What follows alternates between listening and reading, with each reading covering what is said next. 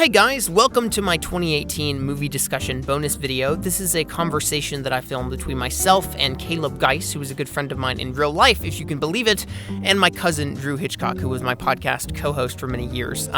This is just a conversation we had about movies, the latest stuff that we saw, and what we're looking forward to for the rest of the year. So if that sounds like something that's up your alley, then by all means watch or listen to it and enjoy. So the thing that me and Drew saw this past week, we saw several things in theaters. Quite we saw a bit. Mission Impossible. We saw Leave No Trace, which was really good. Yeah, I've heard great things about that. It was really intimate, really lovely, really... It reminded me a little bit of Beasts of the Southern Wild. Which is another really underrated Oscar absolutely. film. Quvonchine Wallace is phenomenal in that. And it's by the director of Winter's Bone, right? Yes, Leave No Trace is, yeah. Yeah, not Beast. Really phenomenal performances, and that was wonderful. But the other thing that we saw was 8th Grade, which I've been looking forward to for forever. So, yeah, it was...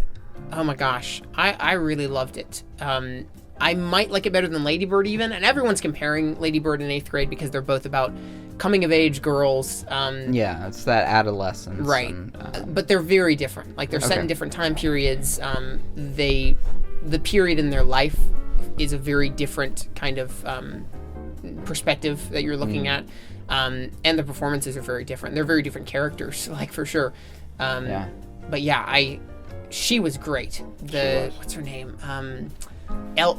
Google's it. Elsie Fisher? Or... Is this her first role? No, actually, what we found out last night, she is the voice of Agnes in Despicable Me. The unicorn little girl. Yeah. Despicable Me. And now she's grown up a bit, but not completely. Yeah. So that was a big shock. Elsa Fisher, yeah. Elsa Fisher. Elsie Fisher. Yeah, okay. Yeah. And she's perfectly suited for the role. She is. Like, she's got the perfect kind of, look for the character, and she's got the perfect... Yeah. You can tell she's channeling her inner nervousness as well. The director, Bo Burnham, said that they auditioned tons of people, and everyone else felt like they were confident people playing unconfident, and she was unconfident mustering up her confidence, which was what he really wanted. It definitely shines through too, because you can it's hard to act that way. Yeah. Because it is. The way she acts it feels very real, not cliche. It's very. It just feels so real. I think that's the one thing that stood out, especially to me, is that it captures school and like what kids are growing up in these days, which a lot of films fall into the classic Hollywood cliche of, the bully gets what it deserves in the end, this and that, the main character runs away on top, and this is like, that's not always life, it's just kind of rolls with it, and it does such a good job. You can tell Bo Burnham knows how to direct this kind of age, Well, it ultimately is a feel-good movie, but it doesn't feel cliche at all. My biggest complaint about Lady Bird, which is a movie that I really love, but my bigger complaint about it would just be that it does have a myriad of different cliches, like the popular girl, and she's trying to be friends with the popular girl, and all this stuff. This movie, the first half of it, I was like, there's all these different plot threads, and I'm going, oh no, is it going to be this cliche? Yeah. And then it doesn't. Like, it completely avoids the cliche pitfall, which I thought was great. Is it a funny movie? Because Bo Burnham is a great... I thought it was hilarious. It is, yeah. There's several scenes that but also heartfelt. Yeah. It's really that kind of cringe humor. Like, really awkward situations. So it's squirming in your seats for the character. Is it a movie that you think would be kind of like Lady Bird in that it could be nominated for a lot of awards? Or do you think it's not quite there? More of like a Perks of Being a Wallflower or Me and Earl and the Dying Girl kind of thing? Would it be nominated? I don't know. Because it's definitely not as mature as Lady Bird. Yeah. But it's 8th grade and not graduating. I feel like it could deserve some stuff, I don't think she's going to be nominated for Best Actress. No. And other than that, like, the dad is really good, but he's not going to be nominated for Best Supporting Actor or anything. It might be nominated for Best Director. That might be something that happens. But no, I don't know. And that's not me saying that I don't think it deserves Best Picture. I think it does. It might, but... Right. I just don't. I can't see it happening. Yeah, the Academy normally. Feel free to use this footage against me in 6 months. We will. Yeah. Okay, so there are two good movies, that and Leave No Trace. Definitely worth seeing. Yeah, and those movies are in theaters now, even if you have to kind of go to an art house cinema to find them. Yeah. 8th grade is going wide next week, and so we're going to be taking my 8th grade sister to see it. So that'll be interesting. Is it appropriate? Bo Burnham has expressed many times that he wishes it wasn't rated R because it's middle school. It is really middle school. Like if you've been to middle school, you've seen stuff. The stuff. Yeah. There's some like sexual innuendo and discussions of sex because it's middle school. But, like, and a little bit of language because it's middle school. But like, especially like going to high school. I mean, you see that stuff in high school. Oh, absolutely. You know. I just know that Bo Burnham's humor is very, very, taboo at times. Yes. Yeah. Mm-hmm. There's not that any of that in this, is there? There's the one scene with the. Well, I guess. But other than that, I think you could take a middle schooler to see it. Honestly, I mean, it obviously depends on the kid, but like, we'll take my sister to see it. It's probably going to be awkward between her and my parents when they're in the theater. But I think at one of the screenings there was a middle school. He said, "Do we have any middle schoolers in the audience?" And someone raised their hand. And he was like, "Ooh, and with your parents, this is going to be awkward." That's good. But yeah, it's really redemptive, and I think it portrays a good kind of parent-child relationship. Yeah, which is what Lady Bird did so well. Yeah, it's almost the inverse of Lady Bird in some ways. Okay. And yeah, I think I guess it's going to need to get away from that comparison to Lady Bird. It really is. Yeah. Other last note I would say about it is just that it depicts this generation and the internet generation more fluently than I think anything has so far. Everything else kind of feels like pandering and stuff. This really feels like it captures the good and the bad of social media generation and everything. And no cringy memes. No cringy. Well, there are some cringy memes. What are those? No. Well, all of them are played off as cringy. Like one of the teachers dabs, and it's like, oh, and all the kids are like, oh, yeah. You know, not like we're trying to be relevant. Right. No, Black Panther. There's a gag the teacher is trying to be relevant, but the movie is not. There's a gag throughout where the kid's just going, LeBron James. Right. You just hear him in the distance. But it's totally accurate to middle school. And right. Some 8th graders totally going to be doing. Oh yeah. Middle schoolers they stick with their dead memes for sure. A couple years afterwards. I bet there's some middle schooler out there still doing Gangnam Style. Probably. What does the fox say? Yeah. But and do the Harlem Shake. Don't even. Bringing it back, guys. But there are so many depictions of the internet where you know, want to do the ice bucket challenge? Yeah. People depict the internet really oddly in movies sometimes. Like, and I think I've watched a video essay about that. There might even be an Every Frame a Painting video about how the internet is depicted. Like Unfriended, that horror movie.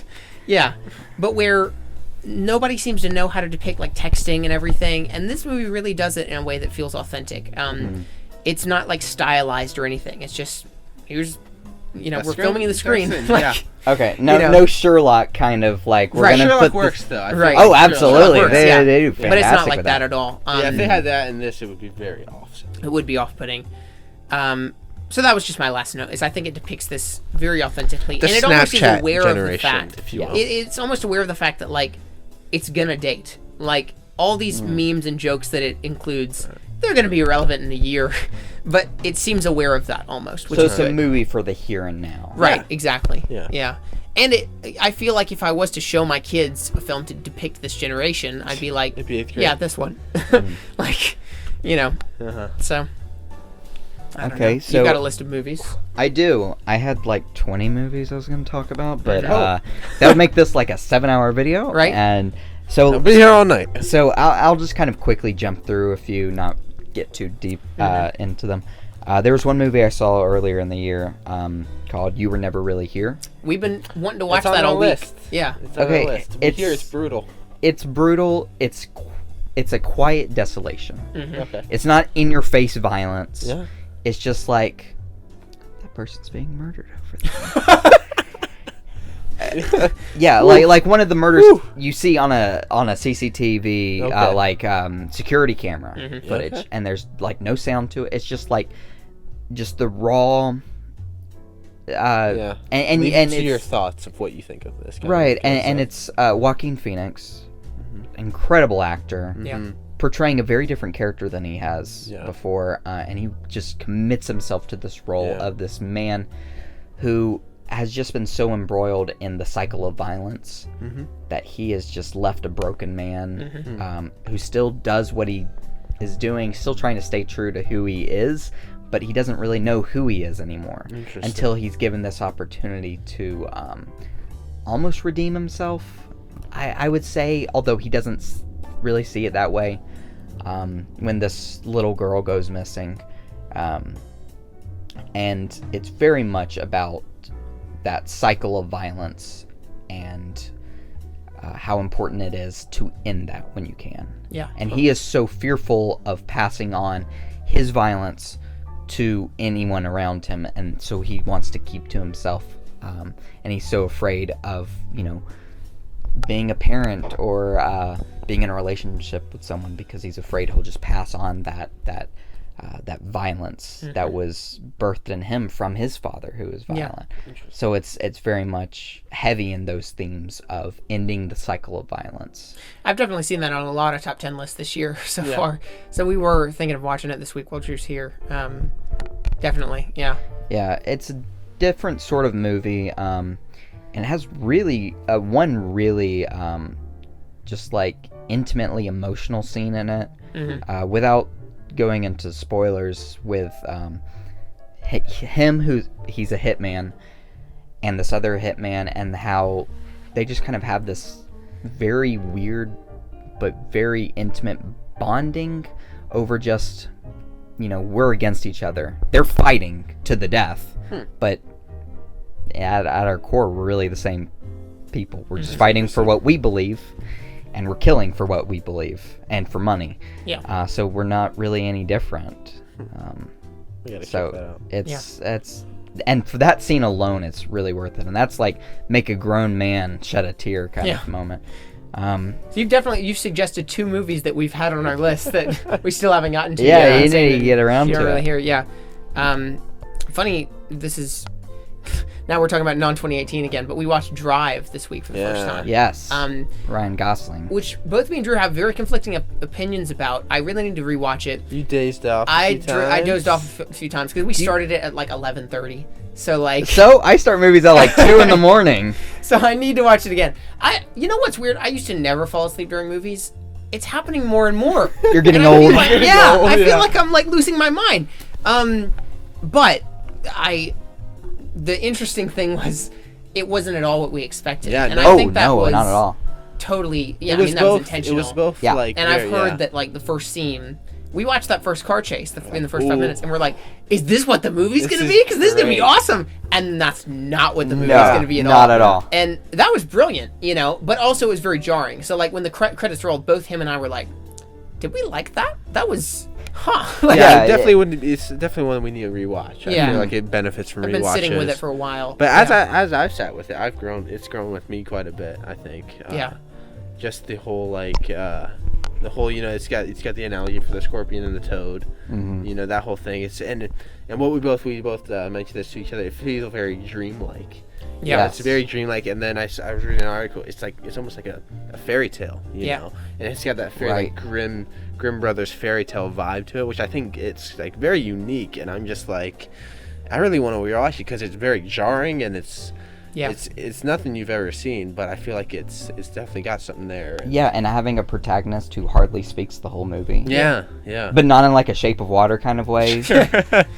Yeah. Gosling. Yeah, I think we said right when it's just Gosling playing Gosling. Yeah, we were like, this is another tortured internal protagonist performance from Gosling. Right. Oh yeah. So that director also directed a movie that's way more controversial than Drive, which is saying a lot. Which Drive is very unanimously loved in some ways, but yeah, but also kind of controversial and just like its depiction of violence and stuff like that. Anyways, the movie's called The Neon Demon. Yes. If you want a trippy movie that you're gonna get out of and be like, I have no idea if I like that or not, but I feel really gross, that's a good one to go with. Yeah. It's kind of like... Is that the Amazon Studios one? I think it's on Amazon Prime. I think so. Yeah. It might be on... It reminded me a lot of Black Swan. Okay. And of course, Black Swan is basically a remake of an anime movie called Perfect Blue. If you guys haven't heard of that, go see it. What a nerd! What a weeb! It's way better than Black Swan. Although I love Black Swan. But yeah, it's just very... that director is kind of like a Kubrick style, like Eyes Wide Shut kind of deal of pushing you as far back as possible from the movie and giving you just this weird window into a very surreal world, without letting you directly participate in it. I don't know what that director is going to do next. He's very weird. He's a weird I hope someone describes me that way someday. I don't know what he's going to do next. He's very weird. Well, he calls himself a pornographer. Oh, I don't hope anyone describes me that way. Okay. But just because of the way he just shows things so raw. Yeah. And kind of voyeurist. Sure. Anyways, I don't know why I'm talking about. We've gone on a tangent. Yeah. Very the reason much. I brought up Drive was that because we saw it. Well, because we saw it, and because you talking about the gruesome violence in You Never Really Here. You were never really here. Reminded me of how jarring the violence was in Drive, where we didn't expect kicking the dude's head in the elevator. Yeah. I was shocked. Oh my god! Like that scene was going great, and then he just like yeah he pancakes the dude. I'm just like, oh my goodness, you know. So I am excited to watch it again.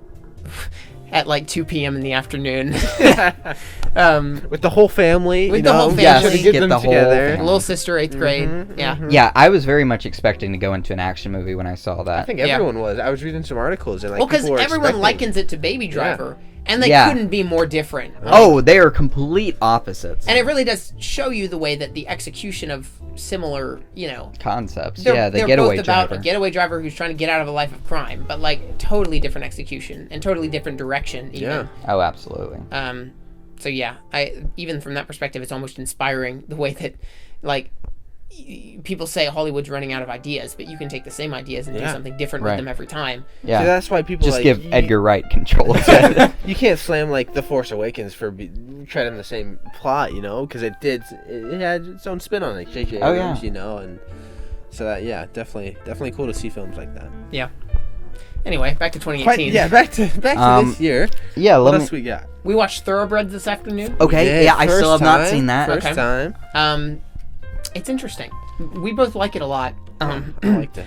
But it is cautionary tale. It is very much a cautionary tale, right? Where the first time I saw it, it concerns a murder, and there was, especially the first time, I was like, I'm not really invested in this because I don't feel like the person getting murdered deserves to be murdered. Like, he's kind of a jerk, but like, I don't think he deserves to die.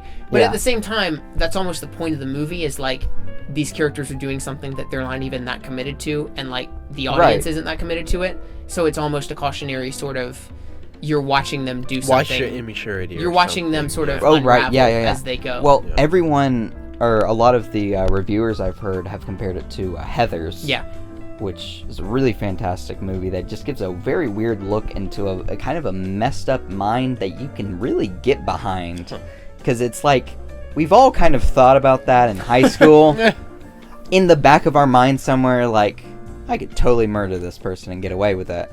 But not at all. Oh, really? You've thought about it. I haven't. But not at all. We got this video evidence now. Not at all serious. Yeah. Just like, your mind goes on weird tangents, and that's a movie that just takes it to the extreme. Yeah. Of just a person who really doesn't want to murder anyone, but does. Yeah. And it just leads to this big thing with there's a student who's trying to murder his classmates, which would not fly today, that kind of thing. And that was, it's a satire. Yeah. So I thought Thoroughbreds would kind of be a similar kind of a satirical look. You might call it a satire. I think it's in many ways about sort of the way that wealth, and it's very much about the white upper class, kind of the way that wealth can drive you to do things that is like you to certain emotions. You feel like you have never done anything yourself, and so you're like trying to kind of take feel ownership things, of something. right? And in many ways, especially on the second viewing, it made me think of American Animals, which is one of my favorite movies of the year that everyone has slept on. But that tackles similar things, where I've heard a lot of people talk about American Animals like, these stupid, like, I can't believe the film wanted me to root for... Oh yeah, the camera went off again. I'm going to turn it on. There we go. So it's happening every 10 minutes, I think. It is. That might actually be what it's doing. There should be a way around that, because a DSLR should be used to filming more than 10 minutes. It's ridiculous. Footage. Of course, this is a slightly older DSLR, but anyway, so American Animals. So people keep talking about American Animals as if like, oh, this stupid film expects me to root for these white males who are just doing things to be selfish and whatever. And no, like the film is a commentary on that. Like it's very much a commentary about people who have everything and how almost the way that wealth can drive you to feel like you've never done anything yourself. And especially in like Thoroughbreds, there's this like very kind of noticeable thing in the background all the time where you're constantly seeing like the maids and the yard care and everything doing everything for them, like as they walk away and stuff. And it's both films very much are cautionary tales in terms of like wealth can make people start to unravel because they feel like they've never ventured out of their comfort zone, I guess. I feel like I've repeated myself like 3 times on that, but yes. So I don't know. Have you seen American Animals? I still have not. It's freaking good. I still didn't get to it. Yeah. I missed it when I was in theaters. And also, I don't have an art house cinema anywhere near my house. It was showing wide for a couple weeks, and we were in the theater for Mission Impossible, and we were like, what if we go see it? And we realized that the last showtime was the showtime that we were seeing Mission Impossible. And that was the last showtime in the entire state. So, wow. Yeah, it's gone now, but I'm hyped for digital. Yeah. Hop on that. And then talk about that other movie that came out around the same time, the 3 Identical Strangers. Yes. Yeah. You liked that one a lot, Loved right? it. Yeah. I have not seen that. It's a documentary, right? It is a documentary, and it's this thing where I've totally been kind of having an awakening recently from a documentary perspective where There's been an awakening. Have you felt it? Have you felt it?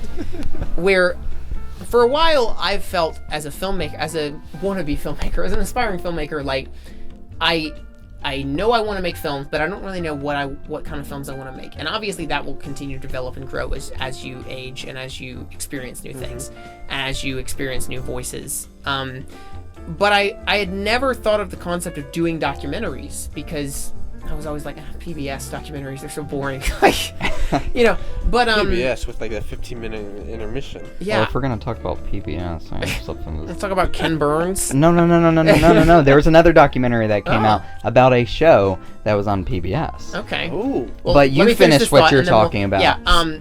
But basically, 3 Identical Strangers and Won't You Be My Neighbor, 2 documentaries I saw in theaters recently, have made me realize that maybe my path could be to be a documentarian. Like, because I feel like I've always viewed documentaries with a bit of a closed mind and seen them as one thing. But I think, and especially now, I think people are really opening up the genre and realizing that you can do all kinds of things with documentaries. Like American Animals is part documentary. You've got the real people narrating over the top at some points, and also the actors portraying the events. And like, I just think in terms of the stories that I want to tell and like the kind of things that I like to make, documentaries might be the way to go. And it's more of a the genre has less limits than I always thought it did, basically. And 3 Identical Strangers showed me that. Like, there's a lot of creative stuff in 3 Identical Strangers, which I really liked. Yeah, and like Netflix has they've been changing up the documentary format, like the Making a Murderer. There was the O.J. Simpson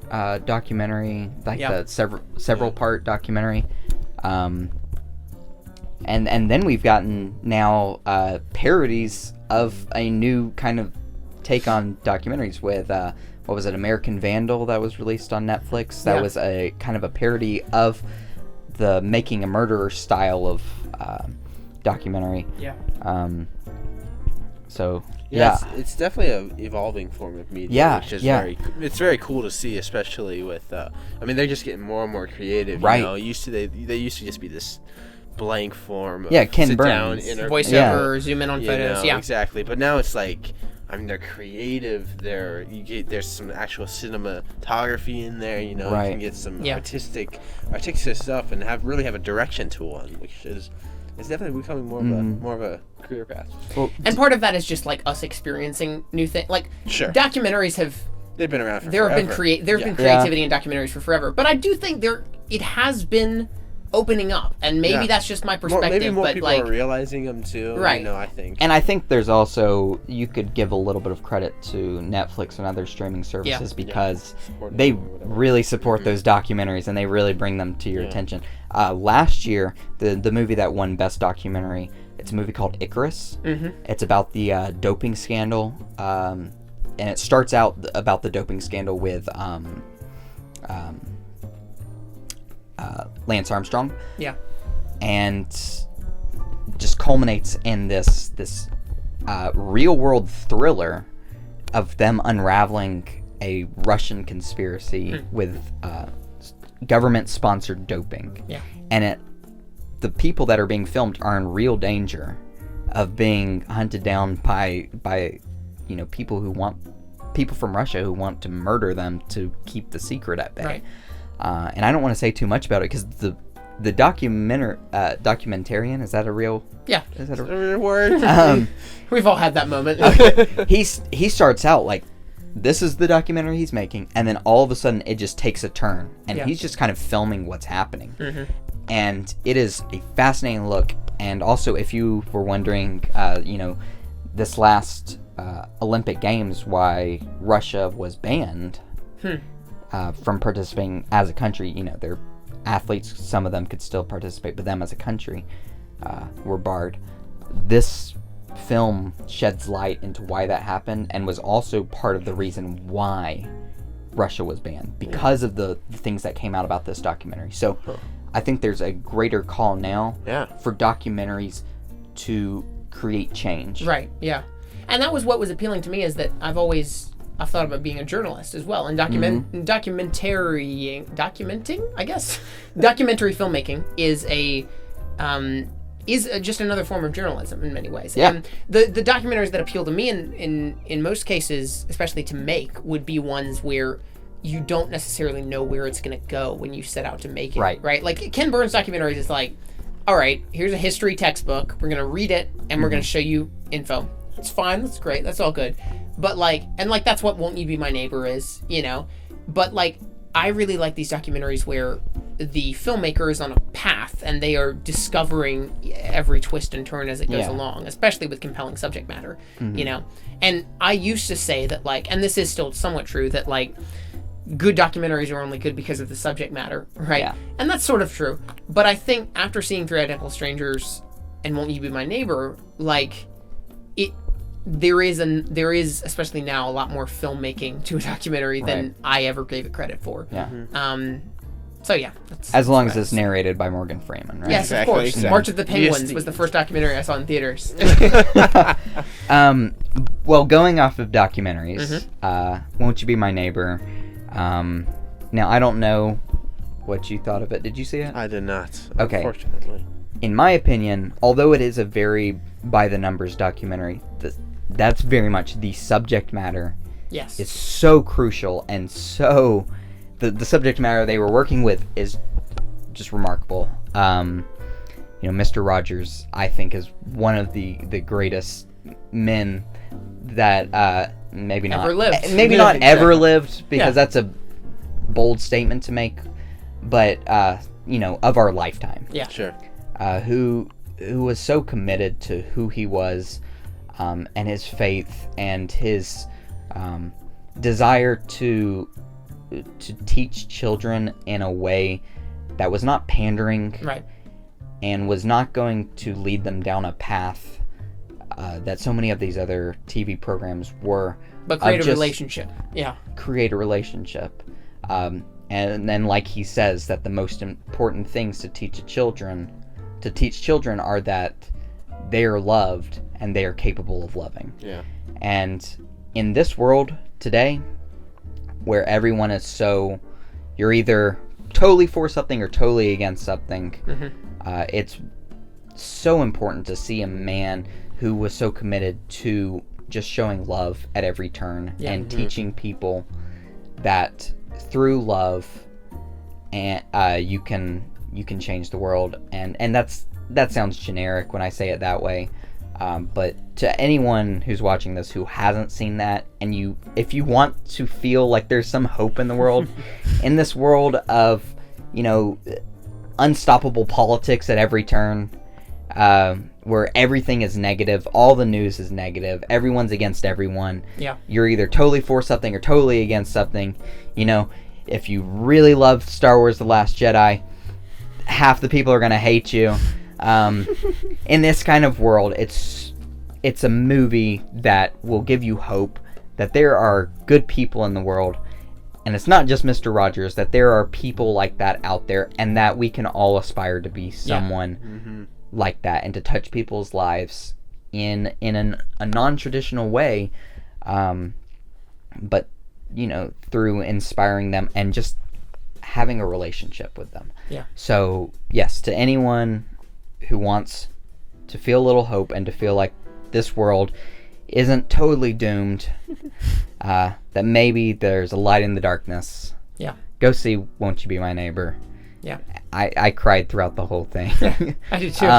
Yeah. It just, and not because like the way it was filmed made me sad or anything. It's just like seeing such beauty in beauty in that it's, you know, pure inspiration and pure love just on full display. Someone who was accepting and non-judgmental, but still knew how to teach people about, you know, teach children about death, and about like assassination and divorce and stuff in a way that's not talking down to them. Yeah. But also not pushing them into something that they're not ready for. Yeah. So that movie, although, like I said, it is very by the numbers kind of documentary, the subject matter is just truly remarkable.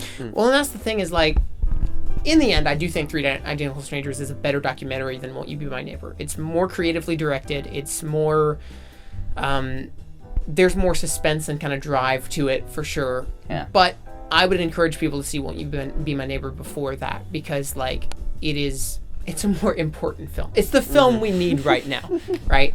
And there the camera goes. It is a film we need right now, and that's what all the critics are saying. Yeah. But it really is true. Yeah. That it can, you know, it can change your whole outlook on the way the world is heading, and that maybe we're not too far gone. Yeah. And that's a wrap, everyone. Let's clap that away. So going off of that, let's talk about Marvel. Okay. Well, here we are. I don't know, just like take it in a different direction, right? Yeah. I mean, you've made a video about Infinity War. Yes. Has he? I have. Did he make a movie? It was just a review when it came out, just a ramble. But did you make a video about my Marvel? thoughts have really. I see what he's doing there. My thoughts have really matured about Infinity War since I saw it. They've gotten dark and gritty, if you will. F Batman. Yes. Thank you, Robin. Oh boy. Yeah, Infinity War. I'm excited. It's coming out in digital That came Tuesday. out this year, didn't it? Yes. Infinity War? Just a couple months ago. Start of summer. That did. Wow. Yeah, Infinity War comes out on digital on Tuesday, and I am very excited to rewatch it. I think it's Marvel's best event. You'll be waiting till the Blu-ray comes out. Yeah, I'm not waiting for the Blu-ray. I'm just gonna buy the digital, and then I'm gonna buy the Blu-ray I'm so disappointed again. in you. No, I'm gonna buy the Blu-ray also. Okay. I'm just impatient, so I'm gonna buy Yes. both. Marvel needs more money. So I'm literally good. gonna spend double what I would normally spend because I'm so impatient. Jeez. But yeah, I don't think it's Marvel's best film because it relies on all of their other films to be good. But I think it's their best event. Absolutely, I think it's one of the greatest film events since like the second Star Wars. Yeah. Like Empire Strikes Back and Return of the Jedi. I was gonna say Deathly Hallows Part 2, but yeah. That was another big event. Yeah, it did change. Yeah, that did change how. But this, you know, Deathly Hallows was, you know, that was 10 years in the making. This was also 10 years, wasn't it? Yeah. Right? But it was 10. Yeah. 10? It was what, 15 films? 15 or 16 Something. films? 19 films. Oh. Really? Yeah. Or 18 films. Infinity War was the 19th, and then Ant-Man is the 20th. Okay. So yeah, more build up than Harry Potter. Yeah. And you know what's funny is, like, there's all these lists online where they're like, these are the movies you need to watch before you watch Infinity War, and they're fine. But, like, the thing is, then you have to watch all these other movies to watch those movies. And, like, really the only way to watch Infinity War is to have seen all of the Marvel movies. Yeah. But it becomes a lot more significant when you do that. Yeah. But at the same time, the fact that they were able to pull off a movie with so many different heroes is truly remarkable. And I think a big reason of why that is because the true main character of the movie is Thanos. Yeah. Yeah. You know, they introduced a new character. Which I thought was a brilliant idea. Yeah. Yeah, and really developed his character. You know, we probably shouldn't even talk about it because there are a million videos online that are already talking about Infinity War. But yeah, I thought that was a blockbuster unlike anything I've seen in many, many, many years. Did you say you've seen Ant-Man and the Wasp? I still haven't. I was waiting for that advanced pricing to go down. Oh yeah, right. The surge pricing. It's probably my least favorite Marvel movie. Really? It's a big statement, but honestly, did you see Thor: The Dark World? I would rather watch Thor: The Dark World. I like Thor: The Dark World. You know what? I'd rather watch that compared to Ant-Man and the Wasp. I like Thor: The Dark World more. I'd rather watch Incredible Hulk than this. I mean, it's. Man, I wouldn't. Incredible Hulk is a bad movie. No, but I think I'd rather watch it than this. This is just bland. It's cliche. It has the one scene in the school that's funny. The one scene that I like.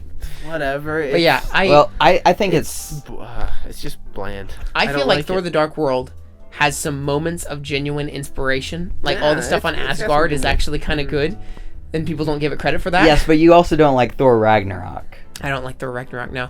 Yeah. So my opinion is invalid. No. But no. That's not how it works. Everyone on Twitter, that's not how it works.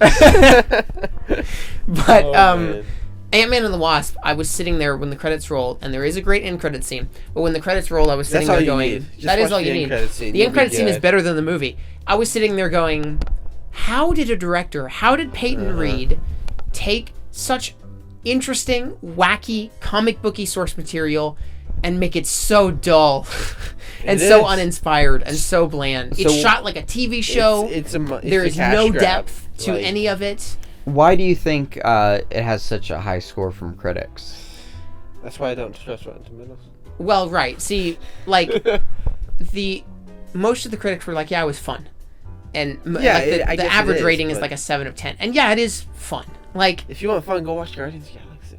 Yeah. Right. It's so much better. It is. I mean, I have heard some people say this is a Marvel movie that was just a fun outing. Yeah, a breather after. It is a breather. Infinity War. But, like, I feel like it's nothing that you didn't get from the original Ant-Man already. And I think, for all of their, criticisms people have of Marvel, some of their movies have a lot of emotional depth. Like, both Guardians movies do.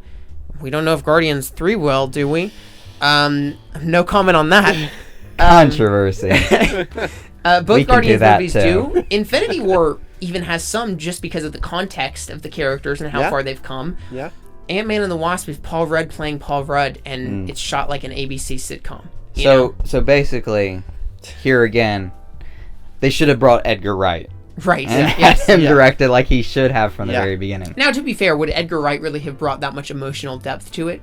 Probably not. But I don't know. He would have had inspiration. He would have had the vision. He would have had the direction that would have made it creative, unique, fun actually fun. Because this is just, like you said, blandly shot. Yeah. It's just, the story's awful. The villains. It's not that, as you're watching it, you're like, ugh, this is so bad. Because, there's nothing, there's not much about it that's, outright bad. Mm-hmm. It's a 5 of 10 movie. I'm not, taking away points for anything. Because it's fine. But, I'm never rewatching it. And it didn't make me feel anything. And I've forgotten most of the plot of it at this point. Versus, Spider-Man Homecoming. This is actually a really good movie to compare to Spider-Man Homecoming because both of them are set in the more domestic Marvel Cinematic Universe, right? It's more ground level heroes, and some people might say that they're only bland and uninteresting. Some might say they're both bugs. Exactly. Some people only say that they're only bland and uninteresting because they're set in domestic environments with no cosmic stuff. But Spider-Man Homecoming takes the domestic environment and makes it very interesting and very inspired, and there's some genuinely emotional character stuff there. It's very entertaining. I'd say even Spider-Man Homecoming might be Marvel's most entertaining movie, honestly.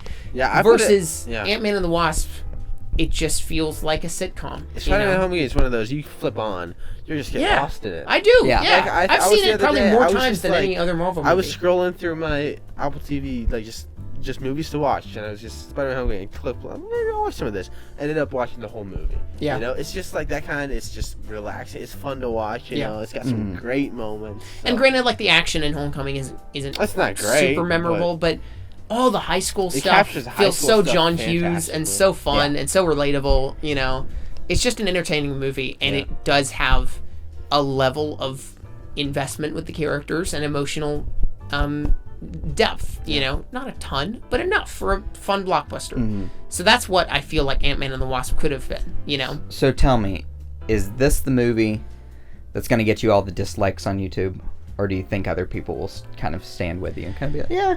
I don't think anyone cares. No one cares. There's like a couple people who really like the Ant-Man movies, and that's fine. Like I think, you know, Marvel, some people find the father-daughter dynamic in them really heartfelt and moving. I find it just kind of manipulative and surface level. It's fine, you know. I'm glad some people were moved by it. How dare you know? say that? I know, but like, I don't think anyone is super passionate about either Ant-Man movie and is like, I'm gonna defend this to the death. Versus like Infinity War, some people will really persecute you for that, or like Batman v Superman, The Last right? Jedi. But no one's sitting here with their Ant-Man and the Wasp fan account going, "How dare you criticize this movie?" Well, I guess we'll see. Yeah. Someone's gonna comment, "How dare you criticize this movie?" Oh, you know, if they get this far in the even just for if they don't, memes. I will. Yeah, fair enough. Okay, so let's talk about movies we did like from this year. Yes. Like Back on Track. Back on Track, right? It's been a pretty solid year. It has been. Did you guys, if we're kind of keep with the big blockbusters, just kind of knock those out? Did you guys see Deadpool 2? Yeah. No. Drew hasn't. Okay. Yeah. I've said no. Okay. He's the son of a pastor. What can we say? Oof. A lot of fun. Yeah. I thought it was better than the original. Okay, that's enough. That's enough of that. It's pretty throwaway, but I enjoyed it, and it was better than the original. It had a tiny amount of emotional drama, it resonance. did some stuff. I actually liked it better than Ant-Man and the Wasp by a huge margin, because I did. Funny enough, the Deadpool sequel made me feel more than Ant-Man and the Wasp. Can you believe that? So.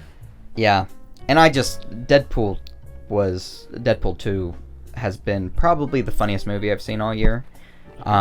Although I will give a lot of credit to another great comedy, Game Night. Game Night, yes, yes. I watched it on the plane. Okay, of all the ones to see on a plane, that's not too bad. I don't know if it was censored for him. I keep saying that. I don't think it was. Yeah.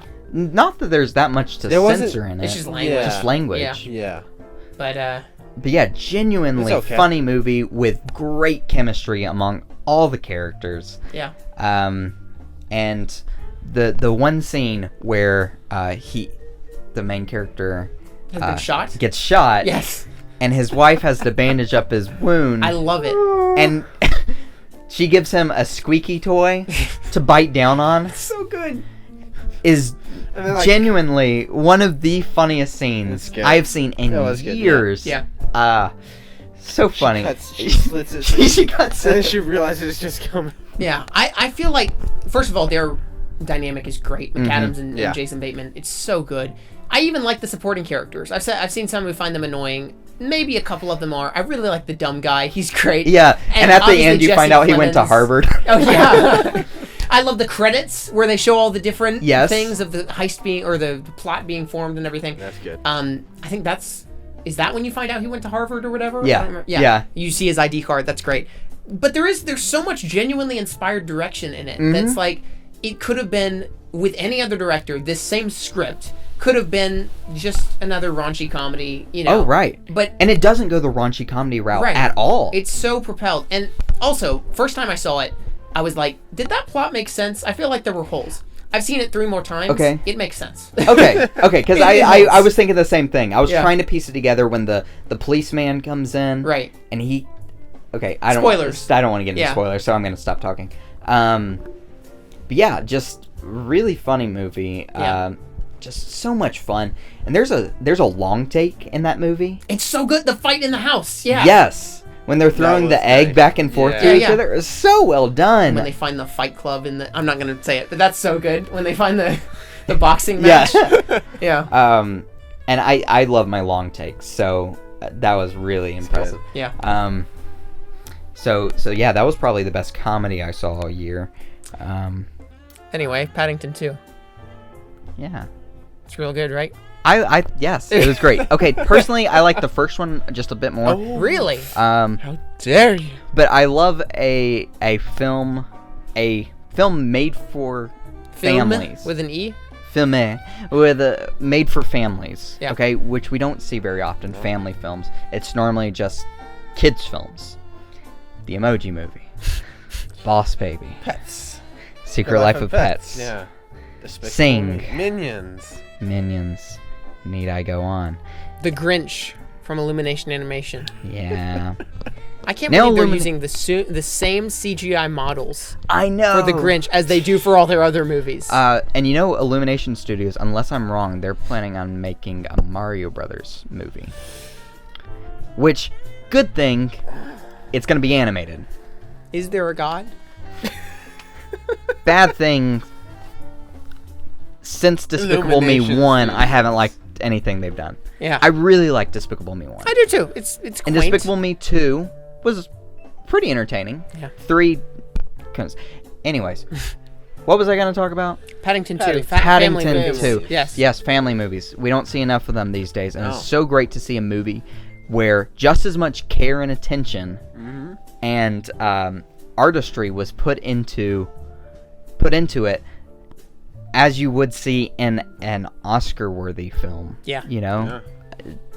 Made for it really is a Wes adults. Anderson film for kids. Yeah. Yeah, it is. It's so brilliantly directed, and everything about it is like, I want to frame that and put it on my wall. I want to hug that. I want to smell that. Everything. It's like the marmalade. Smell the marmalade. I want to live in this universe. This quaint little Paddington universe. Well, talking about Wes Anderson. Yes. There's another movie that I know you weren't a big fan of, but I really loved was Isle of Dogs. Now this may get me burned at the stake. Is the fact that I wasn't a fan of Isle of Dogs. Neither of us were.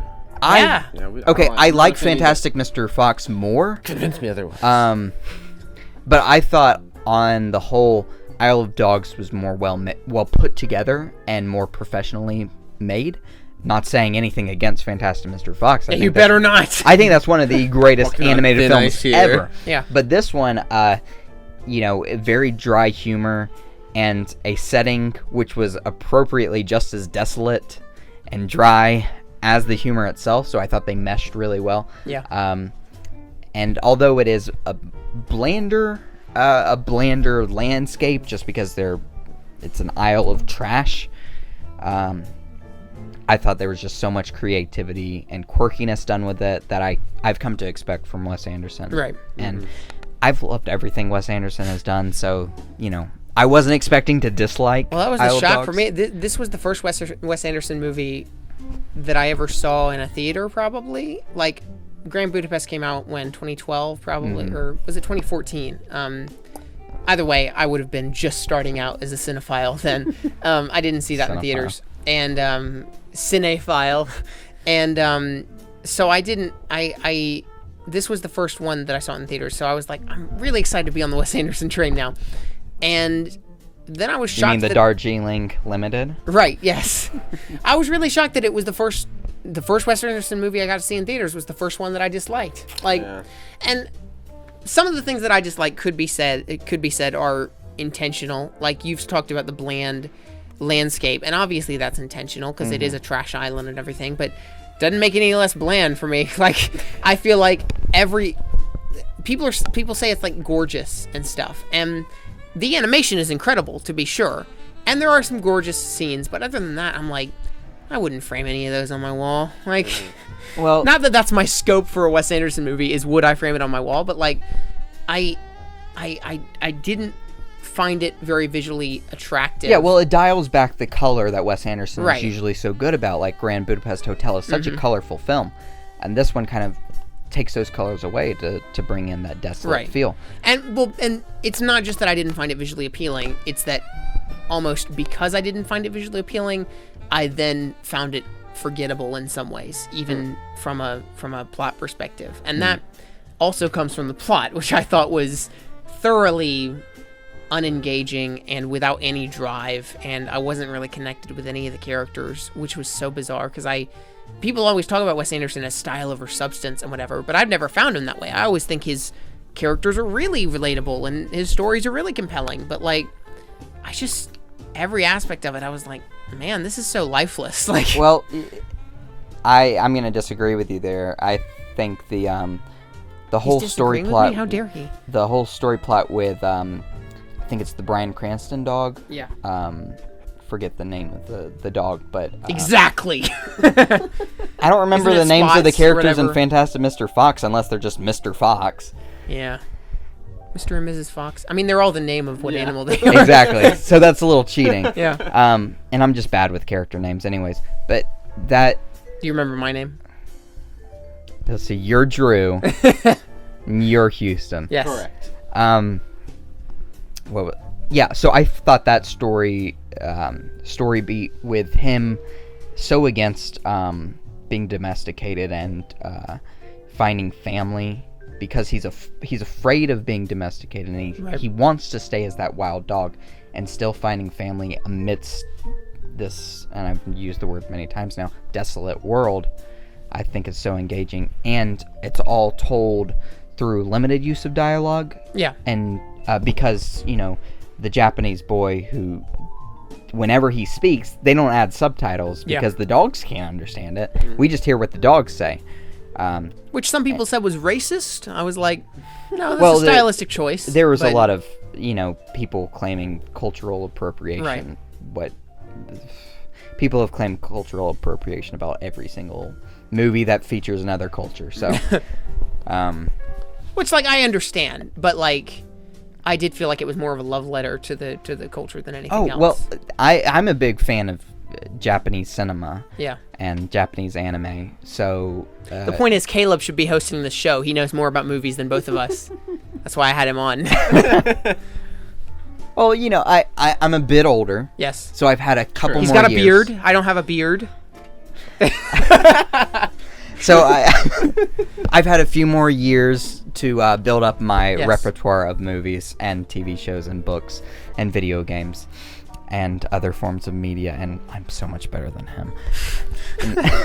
No, my point is that I, as a fan of Japanese culture, I didn't feel like any of it was like downplayed to the point of being cultural appropriation. He took me to see Princess Mononoke. Come on. Then again, I am also a white male, so I don't know if I'm allowed to speak on this.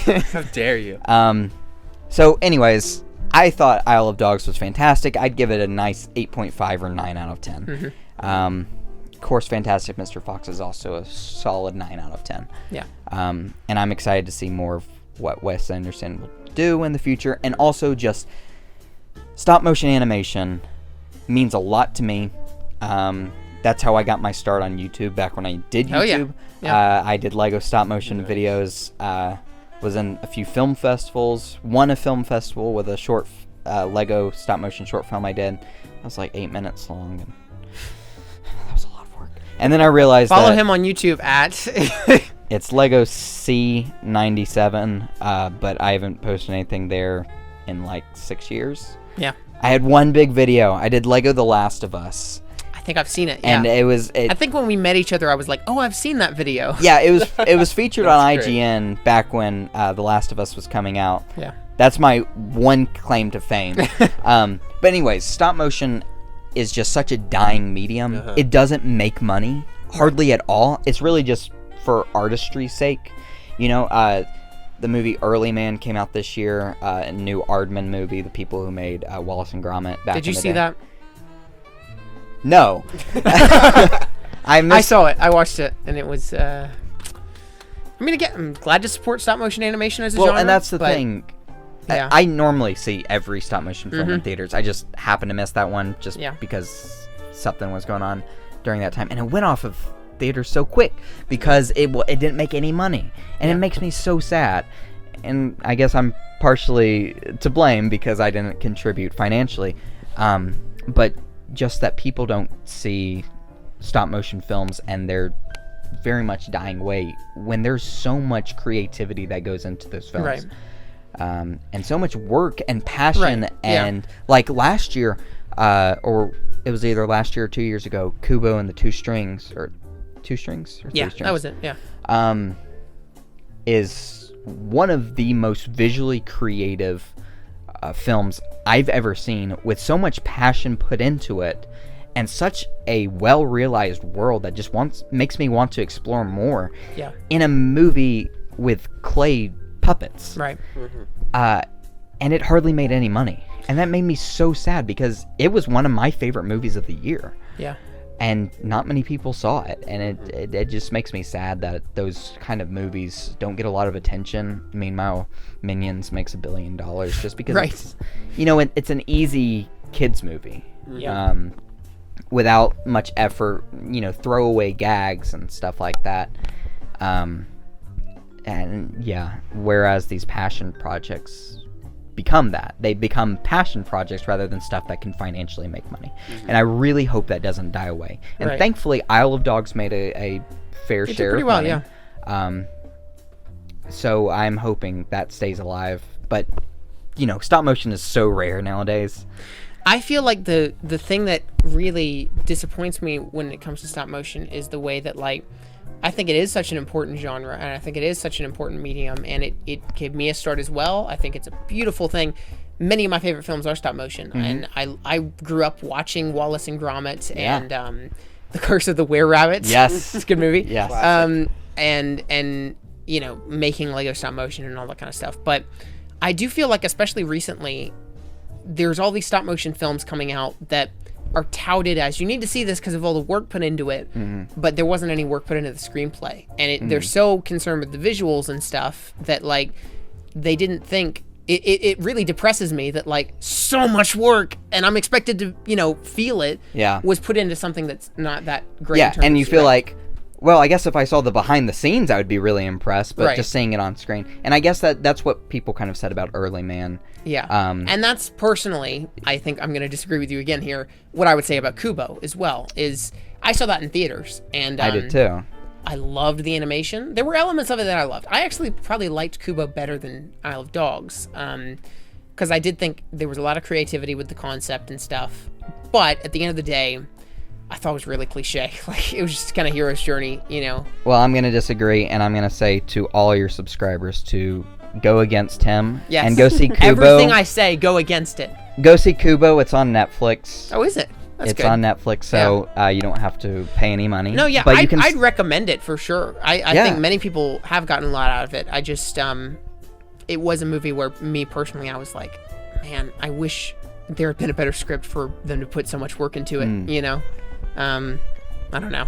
That's my See, I thought it was just such a world brimming with creativity. Oh, totally. And the world is the best part of it. And yes. In many ways, that's what animation itself is the best part about animation, is when people create these worlds that are so inventive. Absolutely. And that's why it's so depressing when, like, Sing comes out. And it's just, it's our world, and they have animals in it. Yeah. And there's not even any creativity like Zootopia, where, like, the world is accommodated to the animals, right? It's just like, oh, they make it work. Like, they all drive the same cars and everything, and live in the same houses. It's very hard to find animated films that have done well financially and also push the bar in terms of creativity. Yeah. I think if you want to find that, you're gonna have to go to foreign films. With foreign animated films. Have really done a great job because they're more about the artistry than making money. Yeah. Of course, the exception to that would be last year's Your Name. Yes. An anime film which did remarkably well. And I'm trying to get him to watch it this week. Haven't gotten him to do it yet. It is, in my opinion, hands down, the most beautiful, traditionally animated but also film. features a blend of that CGI kind of stuff that we talked about earlier. I think it is so raised the bar for the visual aesthetic and beauty behind an animated film. Yes. That it's gonna be a while before anyone tops it. Yeah. And that director Makoto Shinkai, he's always been doing that, pushing the bar in terms of animation. Now I'm going to talk about, if we're going to keep on the 2018 train, I have a couple, actually 3 animated films that I'd like to talk about. Okay. Anime films. I'll talk about them real quick. But if you are wanting to see just creativity and great storytelling put into an animated film that doesn't treat you like a kid, but treats you like an adult who can handle heavy themes and while still not being like a film made for adults. Yeah.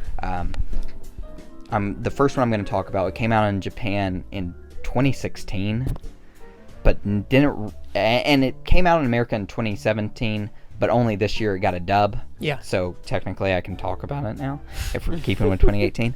It's called A Silent Voice. I've heard about it, yeah. It's a movie about a deaf girl, although she's not the main character. The main character is the boy who bullied her back in middle school. And now he's grown up and realized, he has all these regrets about what he did.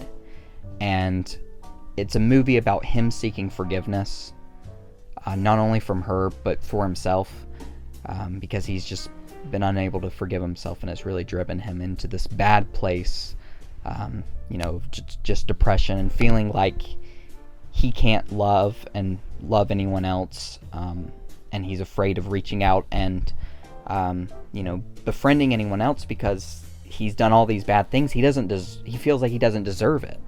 He doesn't deserve anyone's love, and it's just a really poignant film about depression, regret, forgiveness, suicide, and it just has these strong themes with it, and it's one of those films that you will probably end up crying at the end. Yeah. It's also just a beautifully put together film, that it very different style than Your Name, but still just visually arresting. If you can find that movie, it will be a bit harder to find. Like, it's not on Redbox, it's not on Netflix, maybe on Amazon. Amazon really has been having so many indies recently. They have. Anyways, if you can get a hold of it, watch it, and if you want a movie that handles some heavy themes while not going overboard with them, not becoming cliched with them, which is very important. So that's my first anime recommendation from this year. Second is Mary and the Witch's Flower. Yeah. It's a movie from the alums of Studio Ghibli, which in my opinion is tied for first place as the greatest animation studio ever, tied with Pixar. Which is, I'm kind of putting Disney animation on the throwing that under the bus a little bit. Yeah. But Studio Ghibli, they're kind of done. Hayao Miyazaki, he's retired, although now he's out of retirement, making a short film. We just watched the behind the scenes version after. So the alums from that studio, they went and they made a new studio called Studio Panak, and this is their first film. Okay. It's Mary and the Witch's Flower. I feel like, is it on Netflix? I feel like it's on Netflix. It was just added on Netflix. Yes. Okay, cool. So go and watch it. It's kind of like a Kiki's Delivery Service, if you've seen that, mixed with a bit of Harry Potter fantasy, although not like a high school Harry Potter fantasy. It's kind of like, what would a university look like in a magic world? And it's very creative what it does with its animation, and still has that Ghibli feel. Now, the screenplay is lacking a little bit, but still for a first effort, I think it's a remarkable effort. And then my third film was a film I just saw this week. It's called, and let me get the title completely right because it kind of has a weird subtitle. It's called Maquia When the Promised Flower Blooms. Okay. It's a fantasy film that the fantasy isn't really important. That's the backdrop. It's a film about motherhood. Yeah. It's a film about this young girl who is essentially immortal, although more like she ages very, very slowly. And her becoming the mother of a human child. And you know going in with that premise kind of where the story is going to lead. Because he's going to grow up, she's not.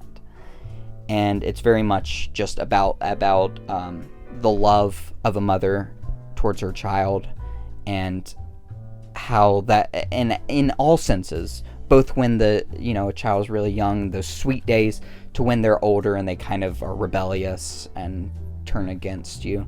But even, if you're not a mother, if you've ever, have any thoughts of parenthood, it's a movie that will just grab a hold of you and tear your heart to shreds. Yeah.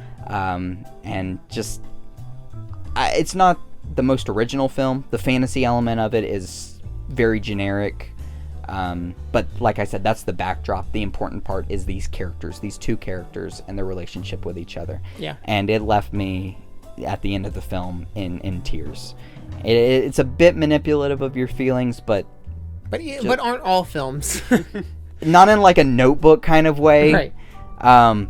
But in just, it has these moments at the end where it feels so real, and it feels so raw of a child and their parent and the relationship they have. So definitely see that film if you can. It won't be out for a good while longer. I just saw it at a limited showing. Oh wow, yeah. This week. So where did you see it? The Dine-In, AMC Dine-In. Oh, near here. Didn't know about that. Yeah. Okay. Yeah, but MoviePass wasn't working for it. Like it was a special. What do you screening, know? So I had to pay $15 for the ticket, which almost killed me because it was just a regular screen. It wasn't like IMAX or anything. Yeah. But it was well worth it because it just affected me on such a deep personal level. So if you want anime recommendations, talk to Caleb. Yeah, and maybe I'll eventually have a YouTube channel. Yeah. Yes. Where you can tap into that niche of sorts. Yeah, animation is a big. I just adore animation, so everything with that. Yeah. Although I don't have a YouTube channel now, I can plug what would be my YouTube channel. Okay, should I do that? Sure. Yes. Okay. So I already have the screen name for this. The YouTube channel is going to be The Geeks Guide. Okay. Yeah. Or The Geeks Guide to Everything, or The Geeks Guide to the World. I had different things, but I had like The Geeks Guide to Film. Yeah. So maybe something like that. Mm-hmm. So if you're watching this film in like a year or two, give it a nice YouTube search. Maybe I'll have 3 subscribers or something. Maybe. Also, just in case he changes his mind, search The Weeb's Guide and see if that shows up. So anyway. Okay, I'm just going to run through some other ones real quick. Okay. And then if you guys want to chime in with any last second ones. Yeah, we need to wrap this up here. So yeah, I'm going to go real quick with this. Just some movies I really liked. Here we go. I really liked Incredibles 2. No, you guys. So no. We don't have time for that. You already had your hot take on that. We had a discussion in the car about how much. I saw it again and I liked it less. Okay, it's nowhere near as good as the original. I still liked it. I like Solo. Yes. It's a fun time. It wasn't a necessary film, but it exists and I enjoyed it. Mm-hmm. So I'm not going to complain. Yeah. I thought most of it worked really well. Yeah.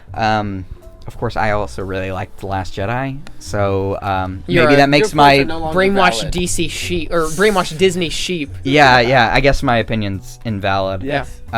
Okay, Hereditary was neither of us got around to that. Very scary. Yes.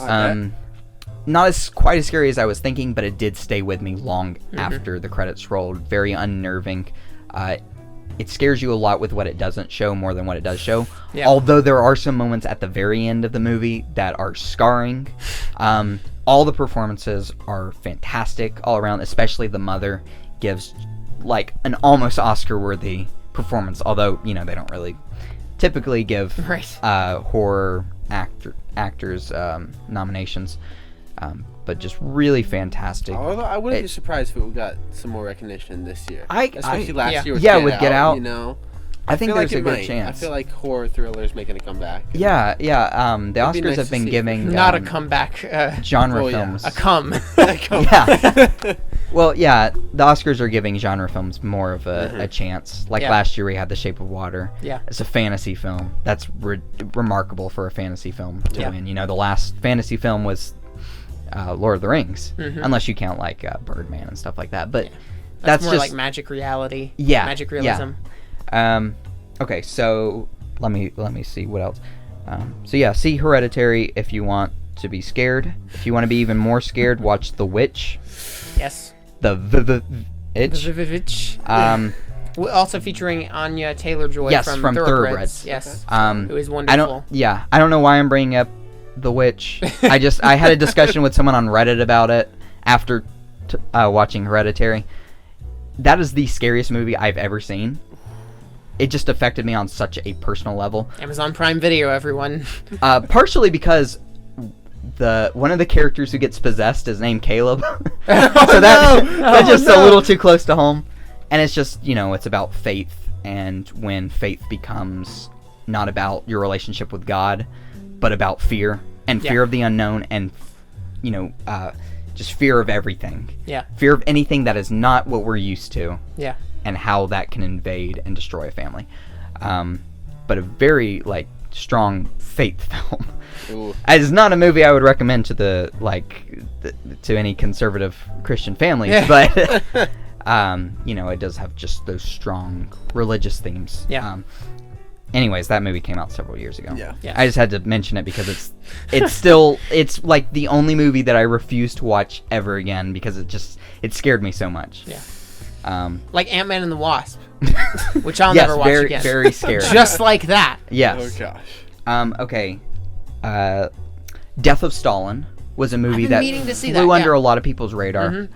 Just a great cast of characters. Let me see who all it had. It had Steve Buscemi. It had Simon Russell Beale, Jeffrey Tambor, Andrea Riseborough. A lot of more eclectic actors, more people who are in a lot of dramas and stuff like that. But it's based on a true story that presents a real point in time when Stalin died and the secession of power after that. But it's a comedy. Yeah. And it's such a just dry, witty comedy about what you can totally imagine happening after that. Mm-hmm. It's kind of a dark comedy, but not super dark. I'd give it a watch to anyone who likes historical films or more of that dry comedy. Yeah. That one was a real. Thankfully, to MoviePass gave me the opportunity to check that out. A MoviePass venture. I loved Ready Player One. Oh, fun time. I loved the book. You're one of those. Same. The book is one of my favorite books, and it's Steven Spielberg, and he's back. Like he took his break doing War Horse and kind of those and Bridge of Spies, which were great films. But I loved him more when he does his adventure movies. Yeah. Raiders of the Lost Ark is one of my favorite films of all time, like third favorite film of all time. And this one, it's a total CGI fest. Right. But it's meant to be that because it's all set in a video game world. Yeah. Mm-hmm. I think it's one of the worst written films of the year. I disagree. But I think it's one of the best directed films of the year, maybe. And that's not to say that I think it's up there with Hereditary or whatever. But I think that Steven Spielberg salvaged it better than any director could have ever salvaged a movie.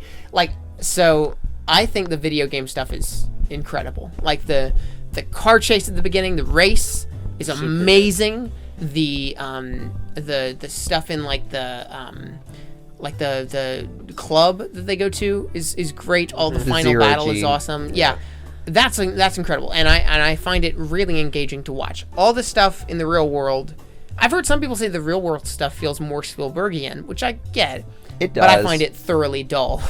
I mean, that was the weaker element of it, but you spend so much time in the virtual world that it's not like the Assassin's Creed movie that came out several years ago, where only 25% of it was spent in the Animus back in time, which is what people wanted to see. The other 75% was set in the real world, which is super dull. Yeah. This one was like 80% in the virtual world, or maybe 70% in the virtual world, 30% in the real world. So I thought it worked really well, all of that. And also, I thought the real world was very creative with the stacks.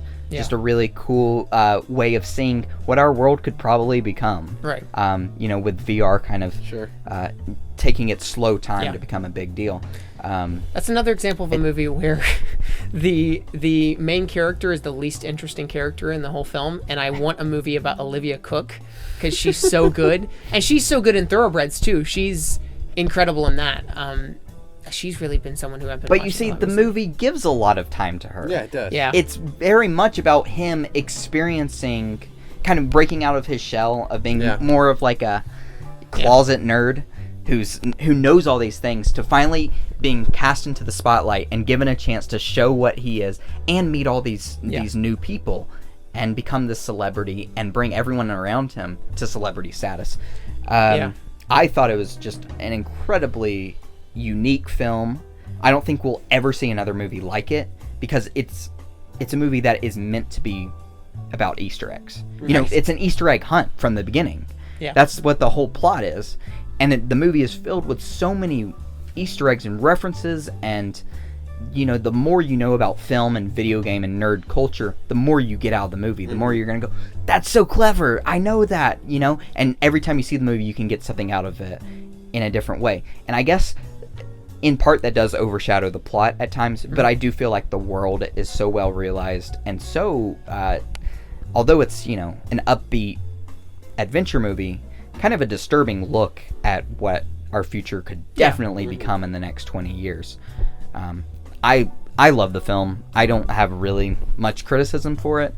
I think a lot of time was spent on the exposition of the world, and in many ways that benefits it. Like, it really does set up a world that feels like it could exist, but at the same time, by the end, I still feel like I'm left with more questions than answers about like how this read the book, how the Oasis read the works, book. Read the book, right? And also, there's a sequel to the book being made. Oh, so I don't think it's necessary, just because Did you read Klein's other book? I know he's Armada. I still have not, but I've been meaning to. Yeah, I heard it was okay.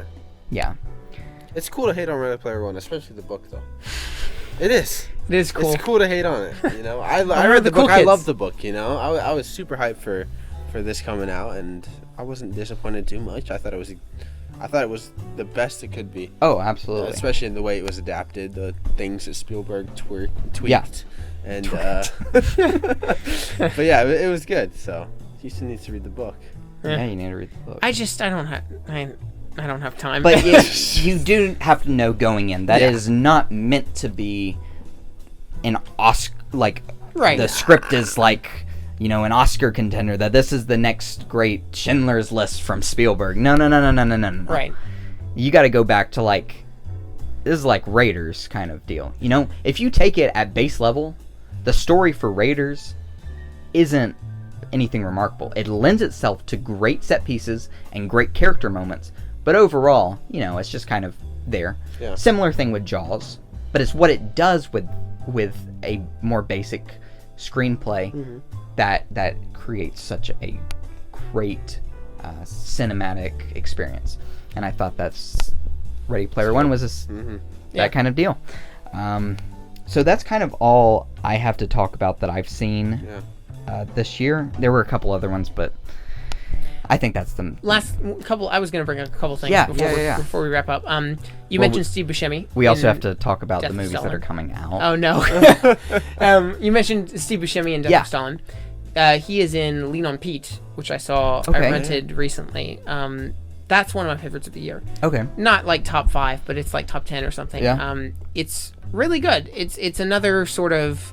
I think in the hands of another director, it could have been very self-important and kind of wallowing in its just, life is so depressing and this is so ambling and like, and I don't think it would have had much drive. And some people would have been like, man, what an artistic masterpiece, because that had no plot. It was an artistic masterpiece.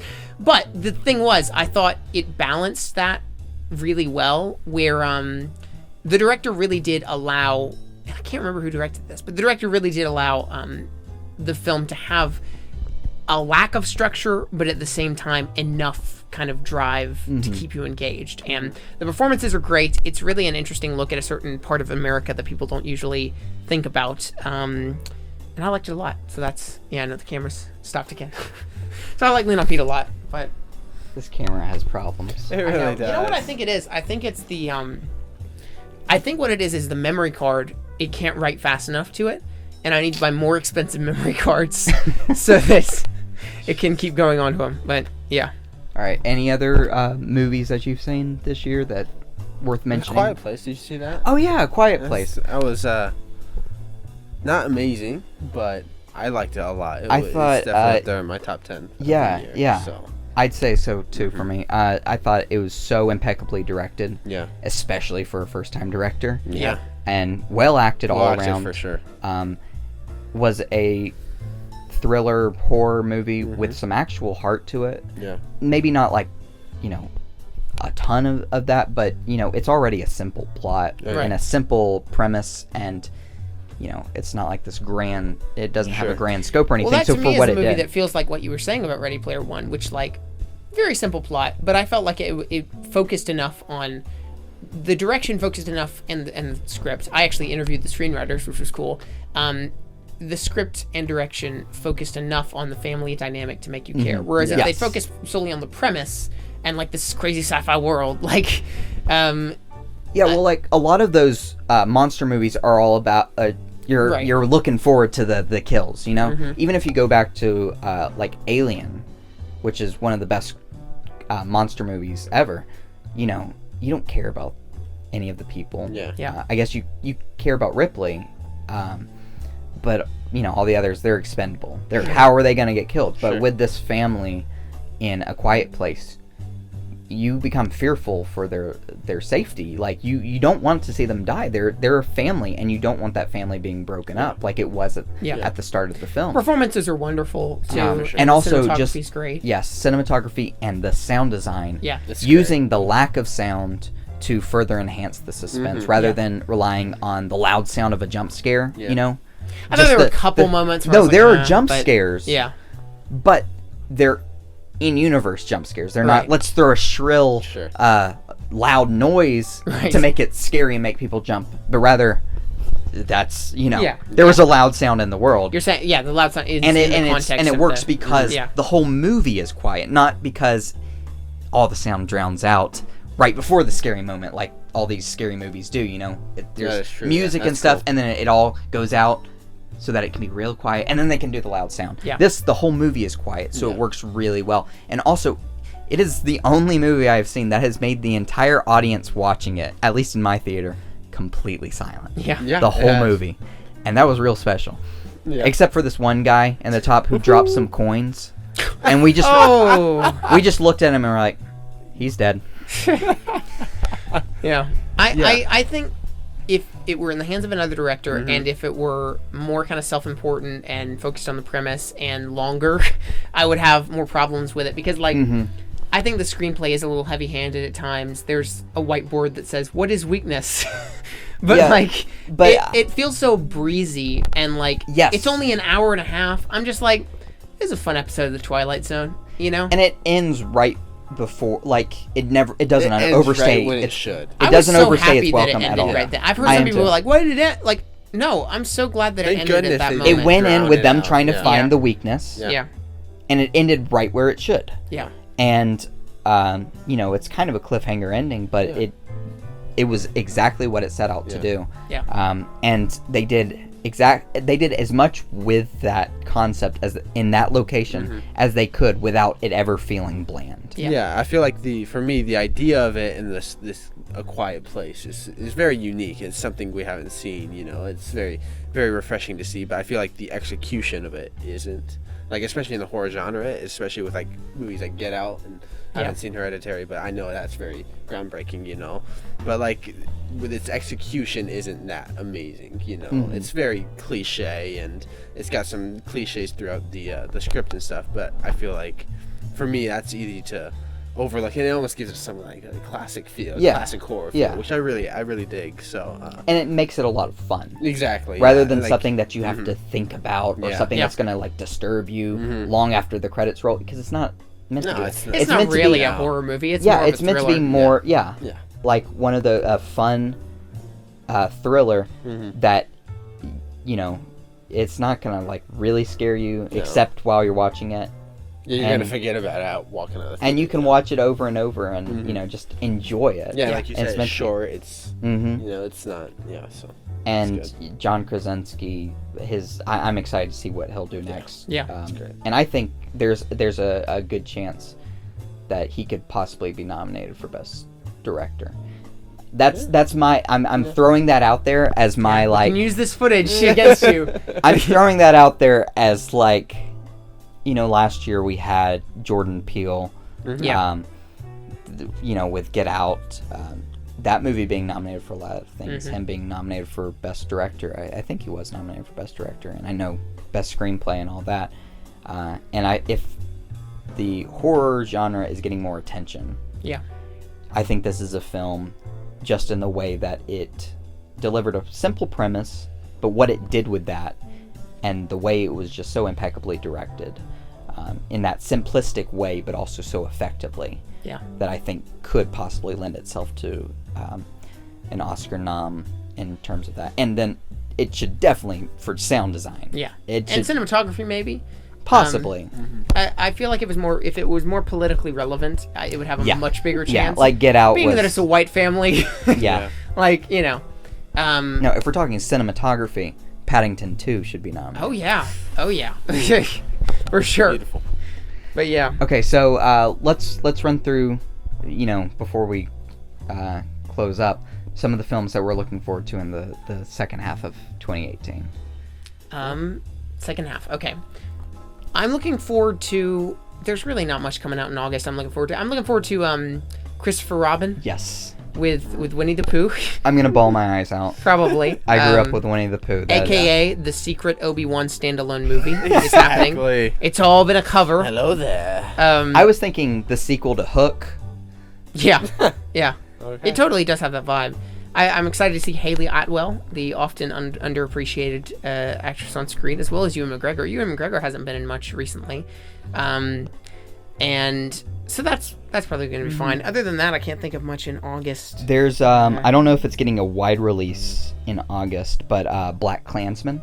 Yes, I'm so excited for that. Yeah. Why didn't I remember that? Yeah. Spike Lee is always so culturally relevant with his films. Yeah. Some of the most groundbreaking films that make such a strong political or cultural statement. You know, back with Do the Right Thing in the 80s or 90s. Yeah. And he's just always delivered such great films. And, you know, this one looks like a lot of fun, but also looks like it has something to say. Right. Yeah. In our, you know, political landscape. I could see this being a little more mainstream than most. I totally could. Yeah. And I mean, it's got Adam Driver, who's a very bankable star right now. That reminds me of we didn't talk about Sorry to Bother You, which is in that same sort of political satire, racially charged vein. I really like Sorry to Bother You as well. It is the craziest thing I've ever seen in a theater, for sure. It is. That's a bold statement. Oh, absolutely. I can't think of a single thing that is more bizarre and off the walls than Sorry to Bother You, but it was pretty great. I can't say it's like I'm not going to remember it as much as other films at the end of the year, which is odd because it's so crazy. I don't feel like it had a crazy amount of drive to it, especially in the second half. It sort of peters off, but like it's so inventive and it's so creative with its premise and has a lot to say that's important. That like it's totally worth seeing, and a lot of people really love it, and I really liked it. So that's another thing that I just thought of now. But yeah. Let's see. I think this is also in August. Mile 22. It's a new action movie with Mark Wahlberg. I don't expect it to be good. I really don't. But it's got Iko Uwais I don't know if I pronounced that right. He is the star of one of the greatest action series ever called The Raid. The Raid and The Raid 2 are two of the best action movies I've ever seen. And, you know, if they bring him in to do some action, I'm going to watch it. Yeah. So that... I put the Happy Time Murders. Oh, no. I'm not seeing that. I think the only reason I put that on there is because it's just so absurd. Right. I kind of have... I don't even want to see it. But I kind of want to see it. Maybe that will be the craziest thing you ever see in a theater. Because it's just so absurd and so... Like, it shouldn't exist. It should not, under any circumstances, exist. It blows my mind that it's directed by the son of Jim Henson. Like, that is pretty crazy. And I do want to support puppeteering as an art form. I think that's a very important dime. Yeah, I don't know if this is the movie to support that with, but... just watch, you know, whatever. Go and watch The Muppet Show, which got canceled because no one watched it. Aw, that does make me sad that didn't... Man. For love those who the don't Muppets. know, I'm like the biggest Muppet fanboy you could ever meet. You know, what's his name? The dude from the Muppet movie with Jason Segel, the recent one. Walter? Yeah. Oh, yeah, I'm him. I'm the Muppets fanboy, like him. That's a little hidden thing no one knows about me. The Am I a Man or Am I a Muppet guy? Yes. Yes. That's my favorite song. I listen to that in the car. So yeah, that's going to be an interesting movie. Probably going to be very controversial. Yeah. There's another movie called The House with the Clock in Its Walls. Yeah. Okay, I think it looks cool. I think it looks like, you know, it's Jack Black and who else is in it? Kate Blanchett. Kate Blanchett. It looks like a fun, magic-filled movie. It looks... I don't know. It probably won't be good, but I'm keeping my eye on it. Because the trailers I've seen for it I like to see some mystical fantasy stuff come back, because there's such a lack of it right now. Yeah. But, yeah, I don't know. It looks a bit cliche. I'll probably see it, though. It looks intriguing enough. I don't know. September? Yeah. Venom. When does Venom come out? I think it's September. Summer. Who cares? Freaking. It's Who cares? I don't care enough. We watched the October trailer. 5th. Wait, you guys don't care? No. But it's Venom. It's Venom. And it's Tom Hardy. We watched the trailer in IMAX and we were like, well, that's gonna be a thing. You guys got Upgrade. Upgrade's already come out this year. Upgrade was the Venom movie no one knew they needed. Upgrade was so good.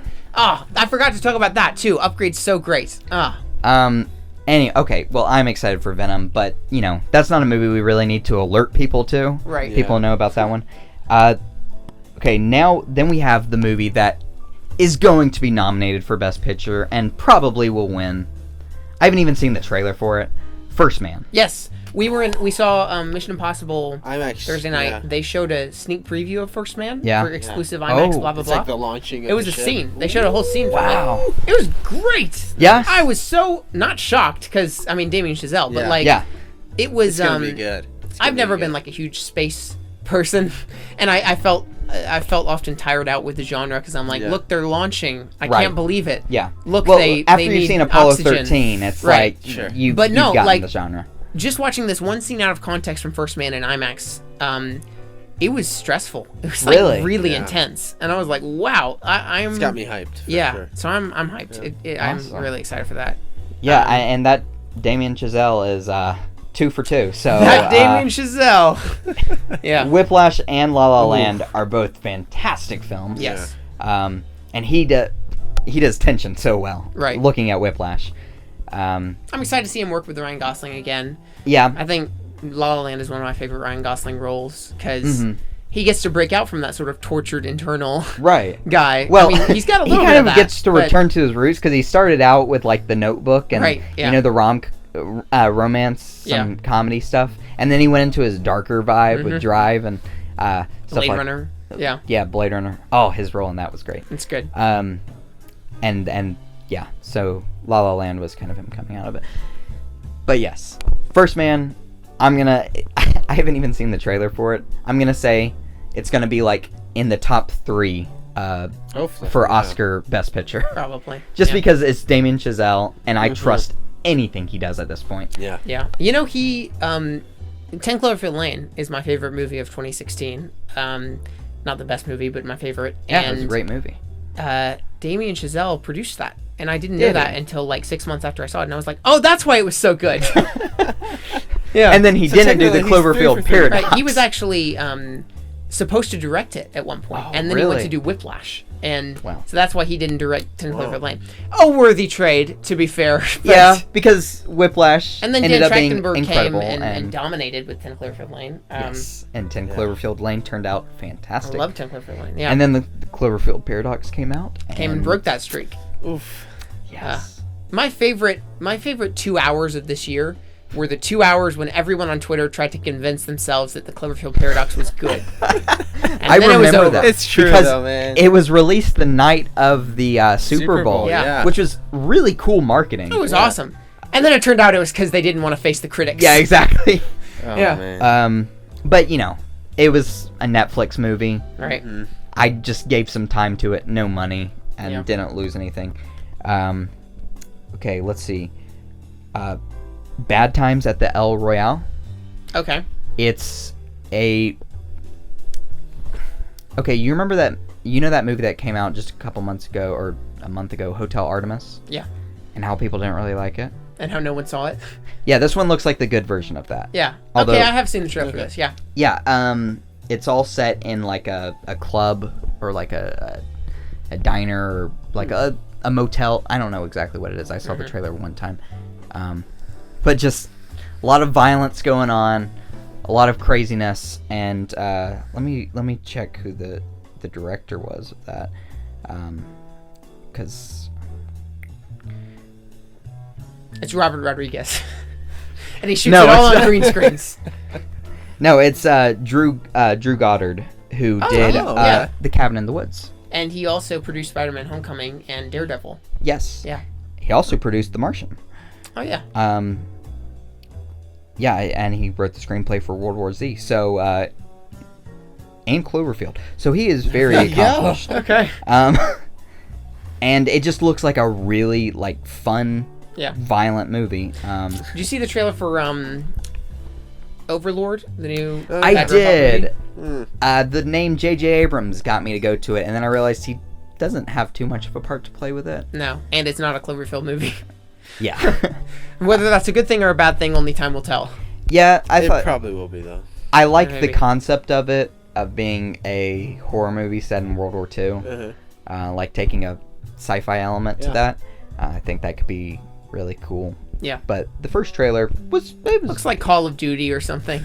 It wasn't bad. Yeah. But I'll have to wait and see about that one. Can you ever forgive me? No. I'm not asking you guys. No, I won't. Yeah. It's a movie coming out with Melissa McCarthy in a drama role. I saw, based on a true story about a woman who forged copies of old letters and stuff. Yeah. And made a ton of money off of it, and then got caught. I saw that trailer like 4 times over the past few weeks. Yeah. In different theaters. And I forget it every single time. But it looks pretty good. Yeah. For all these movies that we're talking about, so that you don't forget, or so that you might still forget, go and check out the trailer for it and see if it looks like a movie you would be interested in. If you haven't been taking arduous notes throughout this entire process, then shame on you. There'll be a quiz. Yeah. But no, seriously, for all these movies that are coming out, check out the trailer for them, see if it's a movie that looks interesting to you, because, great thing is when a movie that's not getting much attention suddenly gets a lot of attention because it's a good movie. Yeah. Or because of us. Exactly. Yes. Yeah. If we can send 40,000 subscribers. Yes. out Every to watch a single movie. one. If you've made it this far into the 15-hour video. Yes. Hey, you're going to split it into several parts, right? I don't know. Okay, Disney's making a movie called The Nutcracker and the Four Realms. Oh, Yeah. that looks interesting. It's a ballet. Nutcracker is a classic. Right. Yeah. You know what was funny ballet. about the trailer for Nutcracker and Four Realms? You thought it was Alice in Wonderland at first? Well, that, yeah. But the title card goes, "You all know the story of the Nutcracker And I'm like... And you don't? Do we? I know the music. I don't know. You didn't grow up watching the Barbie and the Nutcracker movie? No, I didn't. No. Oh, that's a shame. Now that's a classic. Yeah. Oh, gosh. I loosely know the story. I think I had a pop-up book of the Nutcracker as a kid. But, like, no, I don't know the... I'm not like... Oh, I have such nostalgia for the Nutcracker story. Like, you know. But it is one of these... Disney's doing these movies where, like... Well, it's a crazy fantasy world. We got crazy costume design. But this one doesn't. This one doesn't have reliance on CGI like Alice in Wonderland. Yeah, it was pretty. This practical. One, it's like sets, but like noticeable sets. Like you realize that like they're cardboard cutouts and stuff around, like like a ballet. Yeah. And so I think that could be really cool. I did have a bit of an eye roll at the CGI armies coming for whoever and being like, "Oi." She's like, "Oi, you're the chosen one. You need to stop them all now." And I'm like, "Oh, great. It's Alice in Wonderland again." So. Last second ones, Bohemian Rhapsody. Oh, yeah. I think they switched directors halfway through, so that's a little disheartening, but... Rami Malek, I watch Mr. Robot. He is so fantastic in that. Mm-hmm. So I'm so excited to see what he does with this. Fits the role well. Yeah, it does. Granted, it's very easy to take Queen and make a trailer that looks really good out of the music. It is. You just take a couple of their songs, and there you go. Suicide Squad, if you want. Yeah. Okay, there's another horror movie coming out. It's a remake of a movie that came out in, I think, the 60s or 70s. Huh. It's called Suspiria. Yeah. The original Suspiria is one of the most disturbing movies ever made. Like, easily one of the most disturbing. And this new one looks very scary, so that's going to be fun. You excited for Slender Man, the Slender Man movie? You hyped for that? Yeah, I was hyped for it in 2012. Right. When everyone was hyped about Slender Man. They're a few years late, unfortunately. Fantastic Beasts 2. Yeah. Holding out hopes. I'm freaking hyped. I thought the first one was just a so-so film by itself, but a great start to what should become a great series. Yeah. Just like the first Harry Potter. Right. You know, by itself, it's pretty good. Mm-hmm. But when you take into account the world building that comes after it, and just, you know, that it's the start of something great, it means a lot more. Ralph Breaks the Internet. I love the first one. I love the first one. I don't think this looks good. I preferred it when it kept to the video games. Yeah. But it does look like the good version of the Emoji Movie. Right. And with Disney, you know, kissing their own butt. Yeah, I'm thinking it'll be pretty entertaining. Creed 2. Yeah. Love the first Creed. One of my favorite boxing movies. Yeah. The genre. There's a genre. Yeah. I'd say Creed 2. I'd say Creed is one of my favorite sequels, period. Yeah. Creed and Warrior. Have you ever seen Warrior? No. Fantastic boxing movie with so much emotional punch to it. Oh! Okay, this movie, I'm almost positive it's going to be horrible. Good. Robin Hood. Oh, no. Do you see that in the poster for Robin Hood, he's wearing a digitally stitched hoodie that could only be made in like 2016? Okay, but I know they're going with a modernization. Yeah, kind of like King Arthur feel. Yeah. Did you ever see the Guy Ritchie King Arthur? I didn't. It was awesome. It was? It's terrible, but it's awesome. Okay, because I heard so many mixed things about it. Yeah. That I gave up on it, but yeah, that's one of those movies. Like I really enjoyed that King Arthur movie. It really is a terrible movie, and it's kind of you could pick it apart for an hour. You could make a whole hour-long review. It's convoluted and too long and whatever, but like it was pretty cool. Well, Robin Hood is looking like it could be that. Yeah. Mary Queen of Scots.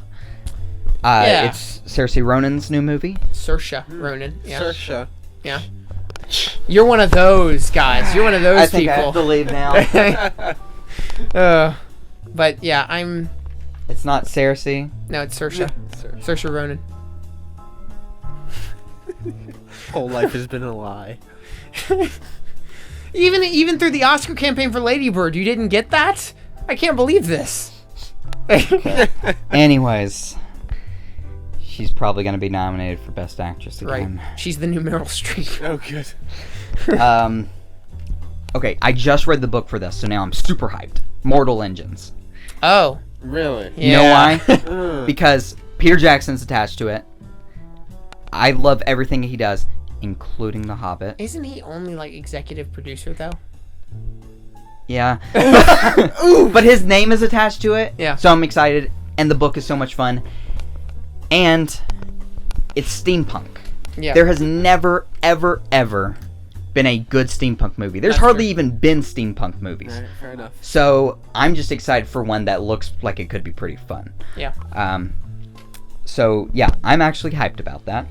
Spider-Man Into the Spider-Verse. Yes. I don't think we need to say much about it. Yes. If you've seen the trailer, it's just so visually Animation, interesting beautiful. and so energetic. It should be really great. And Buddy,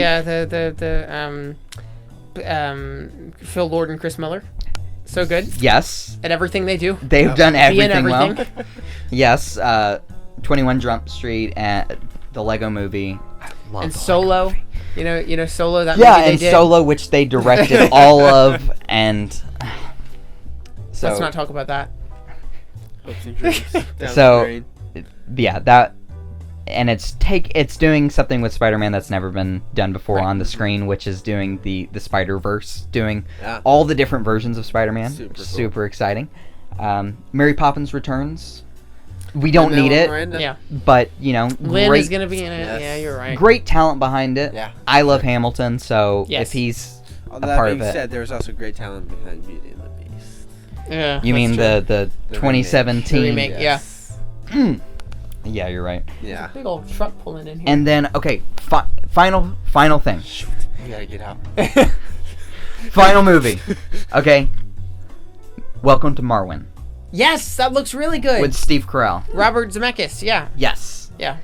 Robert Zemeckis, he's taking his time with People it. sleep on Zemeckis a lot lately, but like The Walk was really good. No one talks about Walk that. was really good. Love You The know? Walk. Flight. Yeah. That was the name. Flight, right? Yeah, yeah. With Denzel Washington. Mhm. And of course, he's the one who did Forrest Gump and Back to the Future. Yep. He And is the Polar Express. yes, forgotten the true masterpiece. classics. Yeah. Yeah, he's one of the premier directors of all time, but people seem to pass him up. Yeah. Because he kind of is similar to a Steven Spielberg, Right. But this new one, it looks so creative and. You see the trailer for this? No. It's really good. I'll Well, watch it later. you're gonna edit this so that we're seeing the trailer play over this a little bit, Right. right? I have. Looks Yeah. great. Yeah, looking at that screen right now, yes, that Looks is great. looking Wow. very interesting. Uh-huh. That's so funny. You better put a joke in there at that exact moment. Please, yes. All right. Anyways, that's all the movies I'm really looking Lots to forward look to. forward to. My camera is running low on battery, and I Oh, swear I'm not going to bring myself to change it again. So we need to wrap up quickly. Well, I think that's all I have to say. Yeah. yeah. This has been a lot of fun. It has. To anyone who has actually stuck this through to the end, Seriously. you're the true heroes. Because that is a grand feat. Yeah. Maybe you watched it at ×2 speed or something like that. That's the right way to You know, go. that would probably be a good idea. If only we'd recommended that at the beginning of the video instead of the end. Well, this is because they're gonna obviously rewatch this at the end of the year Many to times, see. yeah. see Gotta get the full opinion. Yeah. yes. Well, you're the host, so I am the Close host, aren't I? Send us home. Yeah. If the battery died right now, it'd be funny. It'd be a funny ending. So, if it boom, that'd be hilarious. But thanks, can't Caleb, wait for that out. being here. yeah, I'm glad I was finally able to be on a video of yours after 3 years. So. 3 years of us talking about it. Yeah. Maybe we'll have him back. I think it'd be fun for me and you to do some commentary sometime. That Absolutely. might be fun. Thank you for being here, Drew. I forced you to Yeah, be as here. always. But- All right. Thanks for watching, guys. Seriously, if you made it this far, seriously, get a life, honestly. I wouldn't watch a video this long. I don't know what you're doing. You can watch in this time. But as I said at the beginning, maybe it felt like you were hanging out with friends. Aw. And we don't know you, but yeah, we love you. Good stuff. All right. Thanks for Won't watching, you guys. be my neighbor? We'll see you later. See you in the next video. Bye.